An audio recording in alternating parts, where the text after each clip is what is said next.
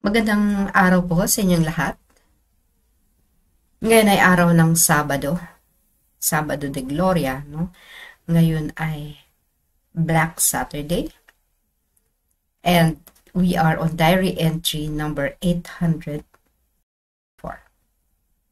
Mula sa diary ni Santa Faustina Kowalska, Divine Mercy in My Soul.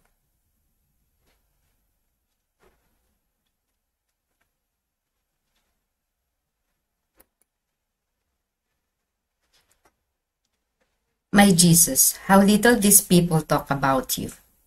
They talk about everything but you, Jesus. And if they talk so little about you, it is quite probable that they do not think about you at all. The whole world interests them. But about you. The whole world interests them but about you, their Creator. There is silence. Jesus, I am sad to see this great indifference and ingratitude of creatures. Oh my Jesus, I want to love you for them and to make atonement to you by my love.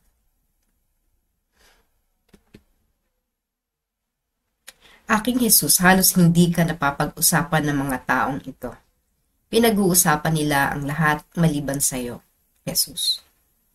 At kung pag-uusapan ka man nila ng bahagya, malamang na hindi ka naman nila iniisip talaga. Interesado sila sa lahat ng bagay sa mundo, ngunit sa iyo na tagalikha, tahimik sila. Jesus, nalulungkot ako na makita ang ganitong kawalang kibo at kawalang utang na loob ng mga nilikha. O aking Jesus, nais kong mahalin ka para sa kanila at ihingi sila ng kapatawaran sa iyo sa pamamagitan ng aking pag-ibig. Today is Black Saturday. Ngayong araw na to, nakapiit ang katawang lupa ng ating Panginoong Hesus. Inaalala natin, Nakapiit ang katawang lupa ng ating Panginoong Hesus sa loob ng yungib kung saan siya nakalibing. This is the second day. And mamayang gabi, mabubuhay na siya muli. Ikatlong araw na yon mula sa bilang ng mga Hudyo. Namatay siya ng Biyernes, ikalawang araw ang Sabado. Pagsapit ng hapon, another time na, panibagong araw na yun para sa mga Hudyo. So, on the third day, sa ikatlong araw, mabubuhay siyang muli. At mula doon sa yungib na yon, na madilim, papasok ang liwanag. At ang liwanag na yon, magbubukas sa napakabigat na pintuan na hindi kaya ng isang taong alisin. So it really needs a lot of men and women to open the gate, to open the door of that tomb. Pero pagdating ni Magdalena nga doon, sa pagbisita niya doon upang dalawin ng Panginoon, wala na. Pero mamaya pa yon, Mamaya pa siyang gabi natin naaalalahanin. So sa ngayong araw na ito, Sabado, nakapinid pa. Na para bang ang buong mundo ay nasa kadiliman. Kaya din siguro yung mga palabas, puros mga nakakatakot, horror. Kasi sinasabi nila, patay ang Diyos. But actually, hindi naman po patay ang Diyos. Hindi siya namatay. Nabuhay nga po siyang muli, di ba? So, sa ikatlong araw, tinupad niya ang kanyang sinabi na itatayo niya ang templo sa loob ng 3 araw. And we are just commemorating. Ngayon, ang nangyayari dahil Sabado de Gloria, Black Saturday, pinapapasok natin sa pinto. Madilim yung pinto, nakasara. Okay? Madilim sa yungib. Ang ginagawa ng ating tradisyon, kasi nga, ewan ko ba, papapanood nyo kung ano-ano mga horror films at katatakutan. Samantalang, bakit tayo matatakot? Nawala ang Diyos ng isang araw, tututusin naman talaga, parang isang araw lang yan, Pero yung pangako niya na babalik siya, tinupad niya. Hindi napakatagal, hindi katulad ni MacArthur, matagal, di ba? Pero si Jesus, on the third day.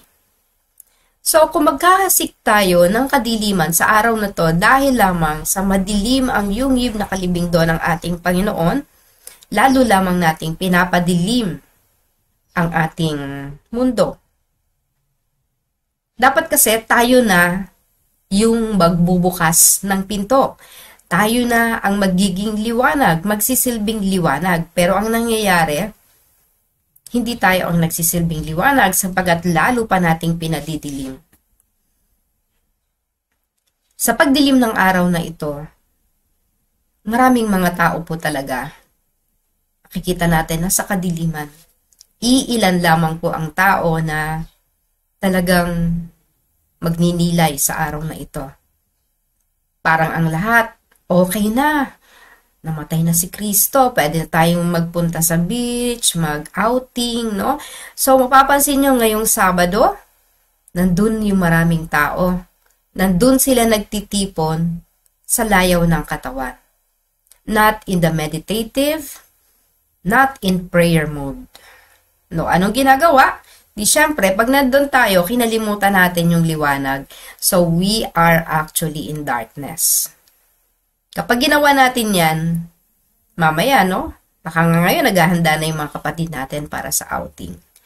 Pero isip-isipin nyo, hindi pa tapos ang ating paggunita sa mahal na araw. Mahal pa rin ang araw ngayon, sapagkat pinagbayaran ng ating Panginoon ang ating mga kasalanan. At sapagkat hindi pa natatapos ang ating paggunita, bukas pa siya. Kung tutuusin, mamayang gabi or bukas, no? Bukas pa tayo magdiriwang ng muling pagkabuhay. Yun pa lang yung pwede na tayo talagang sabihin natin, wow, thank you Lord for all your sacrifices, no? Patawarin mo kami sa aming kasalanan at pwede tayong actually mangako ng pagbabagong buhay sapagkat nakita na natin na tinupad niya ang kanyang pangako. Nakita natin na may pag-asa pa pala ang madilim na mundo. Sapagkat nabuksan ang yungib, pumasok ang liwanag, lumabas ang liwanag mula sa dilim na yon, no? Like how it is depicted in the image of divine mercy, 'di ba? Mula doon sa madilim na background. Yan yung resurrected Christ kasi, yung divine mercy image. That is the resurrected Christ. Mula sa background na napakadilim, pumasok siya at nagkaroon ng liwanag. Kitang-kita siya, oh, 'di ba? Maliwanag na maliwanag si Jesus. Pero yung likod niya madilim pa rin. Kasi dinedepict na doon siya galing sa madilim. Pumunta siya doon para tayo ay tingnan. Dahil tayong lahat ay nandoon sa kadiliman na yon. Pumunta siya doon. He descended into the dead, di ba? Sa ating Apostles' Creed. So galing siya sa madilim na lugar. Hindi dahil he deserved to be there.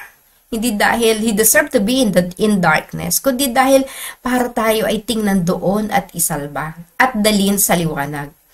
But what are we doing? Sabi nga ni Faustina, how little these people talk about you. Ngayon, Sabado de Gloria, anong pinag-uusapan? Pinag-uusapan outing, ang pinag-uusapan ay kung ano-anong mga bagay of this earth, of this world. No?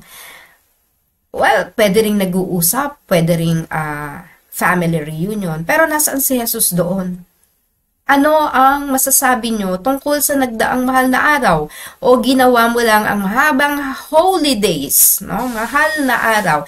Ginawa mo lang ito na pagkakataon para makapagbakasyon, para makapagpahinga. Yung makapagpahinga, ayos lang. Kasi nga, nagtatrabaho ka. Makapagpahinga. Pero yung pleasure ng katawan, inappropriate pa po. No? Kailangan mo muna yung sacrifices. You can stay in silence. Kasi yun yung kailangan ng katawan mo. Pahinga. And you can rest in silence. Tahimik na pamamahinga. Para makabawi ka sa lahat ng pagod, sa lahat ng hirap nitong mga nagdaang panahon, buwan o taon. So, let it be a reminder for us that today is not supposed to be a celebratory day. Na kailangan natin talagang mag-family reunion, na kailangan talaga nating pumunta sa mga dagat, kasi nga mainit So, we go to water. Pero alam nyo, okay sana nagpunta kayo ng water to cleanse yourself, your physical body. Pero bumalik. No, bumalik ka sa meditative mood. Go there and cleanse yourself, no, sa tubig dagat. Maligo ka lang. No. Pero hindi para mag-inuman doon, mag-videoke, mag-karaoke, kumain ng kumain, magtawanan, no, magkwentuhan at magtsikahan. You can go to the beach. I prefer the beach kasi salty water yon. You can go there today. But after cleansing your physical body, bumalik ka na. Sapagkat mamayang gabi, sasalubungin na natin ang pagkabuhay na muli ng ating Panginoon. So, today is a dark day. Totoong dark day kasi nga, how little people talk about Jesus. Napakaliit. Kahit na mahal na araw. Yun nga yung sinasabi ko kanina, di ba? Kahit yung mga palabas, puros katatakutan. Bakit ganun, no? Samantalang, it's not supposed to be a horror day, a horrific day, no? Hindi dapat ito maging isang puno ng takot na araw. So, may this brief reflection from the Diary of Faustina inspire those who are in the devotion to the Divine Mercy. Kasi tayo lang naman yung makakaintindi niyan sa ngayon, no? Because ang dami talaga nating ibig sabihin, ang dami nating assignments. And for the whole day, we are on the second day actually of our novena to the Divine Mercy. Ang dami nating ililigtas na kaluluwa. At kailangan nating ialay ang lahat ng mga kaluluwang ito every day sa ating novena. Today is the second day, and we offer all our priests, all those in the religious life. Ialay natin sila sa Panginoon sapagkat nangangailangan din sila ng panalangin. Marami tayong mga kapatid na pare, mga religious, no, na talagang dahil sa pagod din, lalo nitong nakaraang Kwaresma, talaga namang sunod-sunod yung activities. Ang ating mga pare, pagod talaga yan, no? Kasi sa dami ng mga kaabalahan, no? Pero let's pray for all of them na bumalik ang lakas nila, that they be inspired by the work of Jesus, by the Divine Mercy, at maging kalakbay natin sila sa pagpapalaganap ng awa. Again, marami tayong kaluluwang kailangang isalba or isave. Nasaan sila? Nandun sa mga aliwang lugar ngayong araw na to. It doesn't mean na kailangan natin pumunta doon. We can go there by praying for them. Ipagdasal natin sila ngayon habang tayo ay nasa panahon ng pagnonobena sa banal na awa at habang tayo din ay nagkakaroon ng brief reflection. Kahit ngayong araw na to, ngayong araw na to, magnilay tayo, pagnilayan natin ang ating Panginoong Diyos na sa ngayon ay nandoon sa yungib upang puntahan ang ating mga kapatid na nasa kadiliman. We can join Jesus actually in going there by praying for all the souls.